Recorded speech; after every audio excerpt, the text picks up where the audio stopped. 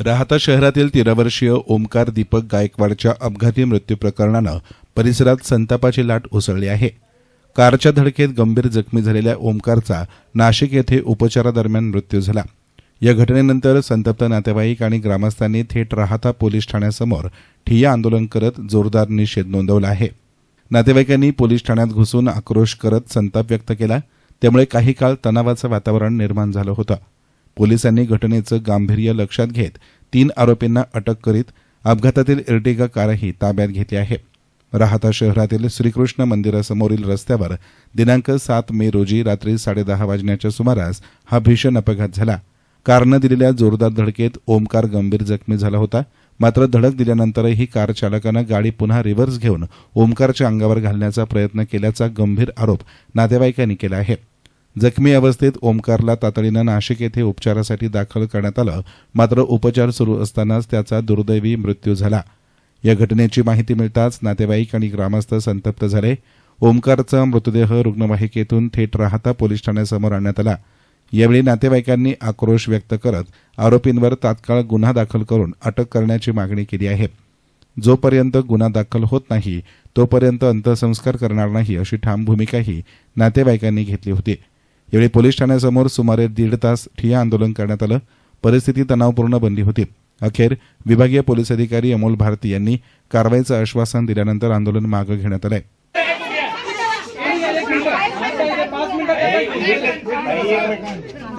दोन तीन जे लोक व्यवस्थित आहेत ते या मला सांगा एकदा सगळं काय आहे ते, म्हणजे मलाही वर बोलता येतं। आपण सुरू करू काम।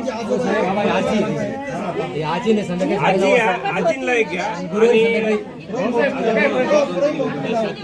आणि घ्या बोलो दशरथ भाऊ कुठे आहेत?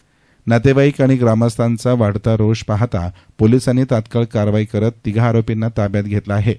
या प्रकरणी पुढील तपास सुरू असल्याची माहिती पोलिसांकडून देण्यात आली आहे। दरम्यान शोकाकुल वातावरणात ओमकार गायकवाडवर अंत्यसंस्कार करण्यात आले।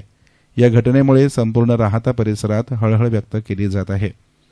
आम्हाला फक्त आमच्या मुलाला न्याय लागतोय, कारण त्याची परत हिंमत नाही झाली पाहिजे असं। कारण त्या गल्लीमध्ये भरपूर लहान मुलं आहे, त्यावेळेस सगळेच बाहेर पडलेले राहतात, मुलं गल्लीत खेळतात। तो काय हायवे नव्हता, सामान्य गल्ली आहे ती। तिथं मुलं खेळणारे, संध्याकाळची वेळ होती, जेवणानंतर माणसं शतपावली करायला निघतात। आणि ज्या घटनास्थळी झालं ती तो मुलगा माझा भाचा आहे, त्याची आजी माझी मावशी, तिने ती गाडी बघितली। ती गाडी खूप वेगाने आली होती, तिने त्या गाडीला साईड दिली। ते 2 जण साईडला झाले होते। साईडला झालेल्या असताना सुद्धा त्यांनी परत त्यांच्या अंगावर घातली गाडी। मग चूक कुणाची? त्याची चूक आहे 100% त्याची। पोटाचा पार पुरा सरळ करून नाही, मावशीला पाडून त्यांनी परत पुढे घेऊन त्याला रस्त्यावर पाडून एकदा घालून परत रिव्हर्स करून परत डबल त्याच्या अंगावरून घातलेली गाडी पोटावरून। त्याच्या पोटाचा पार सुरा करून टाकला होता। म्हणजे कुठेतरी ऍक्सिडेंट केल्यानंतर तो वाचलेला होता, मात्र त्याला यांनी परत गुन्हा केलाय, मारून टाकायच्या हिशोबाने घेऊन त्यांनी परत गाडी त्याच्या अंगावरून घातलेली। एकदा झालं तो चूक असती, पण दुसऱ्यांदा केलं त्यांनी गाडी रिव्हर्स घेतली म्हणजे त्यांनी गुन्हा केलेला आहे। आमच्या मुलाला न्याय लागतो, म्हणजे त्याची त्या नरानं माझी परत हिंमत नाही झाली पाहिजे अशी करायची। नाही, काय शिक्षा काय झाली पण त्याला फाशीची शिक्षा दे। आमचा मुलगा गेला, त्याला पण जगायचा काही अधिकार नाही। त्यांनी मागं पुढे घेऊन डबल मारलं, होऊन मारलं। एक मुलगा होता माझ्या भावाचा, त्याने कुणाच्या तोंडाकडे बघायचं? माझा भाऊ रोज फक्त काम आणि घर, त्याचं कोणी मित्र नाही, काहीच नाही, तो कुठं जात नाही, काहीच नाही, त्याचं काम आणि त्याचं घर, त्याच्या व्यतिरिक्त तो कुठेच जात नाही। आणि हा सुद्धा फक्त तिथं ते दुकानात भगवान काकांचं दुकान आहे, तिथंच त्याचे मित्र होते, तो तिथंच खेळतो फक्त, बाकी कुठंच जात नाही तो।